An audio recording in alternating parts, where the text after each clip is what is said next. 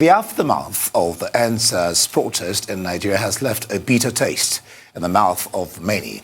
And while some are still counting their losses, others have learned some untold lessons out of it. The question that is now being asked is if these losses would ever be recouped and the lessons will give way for a better Nigeria going forward. Well, joining us to discuss this subject is a communication specialist and youth activist, Seun Awongbenle. Good to have you on Newsday, Seun. It's my pleasure to be here. Thank you for having me. Good, fantastic. What would you point to as the major and the minor gains as a result of these protests, and who are those that gained? Well, what would actually call the major gain from the NSAS protest is that Nigeria's young people, who actually dominate and more than 1/3 of this country's population, have decided that they want to reclaim their country and that enough is enough, and that they want to be the pushback generation that finally says they are taking back their country. If you look at it, you look at Nigeria's demographic representation. Our government and politics should actually reflect our reality as a country, including the realities of government at the national and subnational level. The priorities of government should actually prioritize what the young people need. It should prioritize things like human capital development and the creation of opportunities for young people. But what you have seen is that the NSAS protest is only symptomatic of a larger and a broader problem, right? It speaks more profoundly to the fact that Nigeria's young people are saying that they want good governance, they want public accountability, and they want a government that is actually responsive and transparent. And this is just as simple as that. And if you look at it, it is gradually morphing into the fact that more young people are even clamoring for positions, in government. And I think that is actually the way to go. And I'm glad that we're finally here. And if you look at it, I'm sure if you observe, even government at the highest level and even subnational governments are now sort of alive to their responsibility. You cannot continue to fail young people.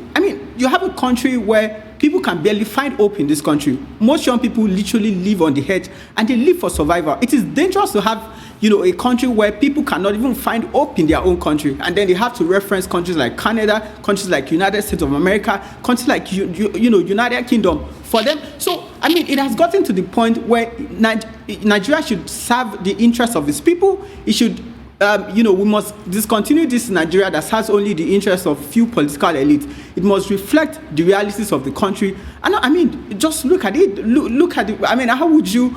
It is completely incomprehensible that you had palliatives that were meant to be shared during the lockdown, and then nobody bothered to talk about it until people decided to go to warehouses and that led to loss of lives and a lot of loss of lives actually occurred during that process. So what we are saying is that the NSAS protest is just a phase of what is going to be a continuous demand for reform, a continuous demand for good governance, a continuous demand for public accountability. All right. Those who should... Mr. Awongbenle, if you allow me come in here. So right. What you're basically saying is that it's a reform beyond naming ceremony or change of name, as we have seen from SARS to SWAT. But the government will say, we've set up judicial panels of inquiry and restitution across the Federation. How would you advise the government as a communication strategist to execute these plans in a way that is measurable, in a way that shows sincerity of purpose with urgency? How would you advise them to do that? So here's the thing. I think, and I have to admit publicly, that Nigeria has a very incompetent president. You are in the middle of what you would call a major crisis. And then the only time the president has spoken to the president, I can recall the president speaking to the country, right, standing in front of camera just twice. You should have a president that briefs the country continuously on the progress that you are making. There's already a broken social contract here. Nigerians have completely lost hope and confidence in their leadership. Now, if you have a major demand for reform and accountability, then what it is expected that the president should actually preside and, continuously few Nigerians in on the progress that we're actually making on this things. But I mean, the president is just quiet. He's even completely aloof. He doesn't even know what is going on, right? So you expect that, I mean, you said I should advise. If you advise communication, you have to continuously communicate what progress you are making. You have to tell Nigerians these are in specifics, these are the things that we're doing. But we can't see that. And I mean, there's wide disenchantment in the country, and everybody can feel it. You can feel that there's uncertainty in the land. But this is the time that you should have a president that should rise up to the demands of such venerated office. The president should continuously offer hope and inspiration in this time of uncertainty and complete loss of hope. So, and that is what is expected, of a leadership at that level, including subnational government. This is the time to actually rally the people for a national dream and a national aspiration. But there's nothing like that. I mean, it seems like government just wants to continue to carry on like Hall is well, but Hall is not well. Nigeria is literally on autopilot. People want a government that can inspire and build on their confidence, but we're not getting that. Okay. And I'm completely disappointed that this should not be, the kind of leadership that the biggest economy in Africa actually deserves. No, I mean, we definitely deserve better than the kind of incompetent leadership that we have at the moment. Okay, Seun, thanks for your thoughts on that. Let me ask you something. One of the fallouts from the NSAS protests that we can see is that the police seem to have left the roads. Now, a divisional police officer stated, and it was reported over the weekend, that citizens should protect themselves during the Ember months, meaning November and December. How do you react to this, and how do we start to address this problem? I mean, yesterday, I think I did a tweet and I said, this is what I describe as retaliatory abdication. This retaliatory abdication by security officials and, most importantly, the police is completely senseless and it is unacceptable in a sane climate. How do you have a situation where people are calling for an end to police brutality and a wider call for reform, and then, security officials completely cede, the entire, in fact, in Lagos State, it's like you have ceded, Lagos to thugs and hoodlums.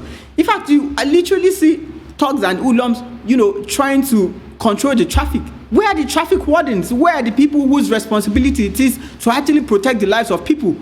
So it speaks to the fact that there is a complete breakdown, even at the highest level of leadership in this country. How do you even reconcile that?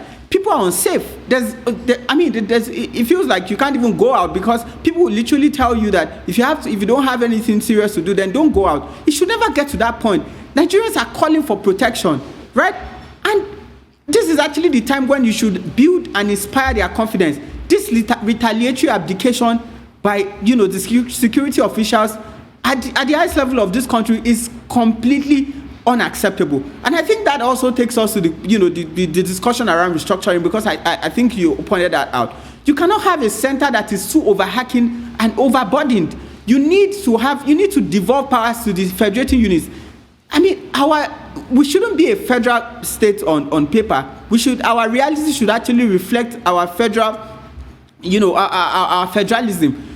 That is why you need state policing. You need governors, and even at the local level to be able to control, to have some level of control over security officials.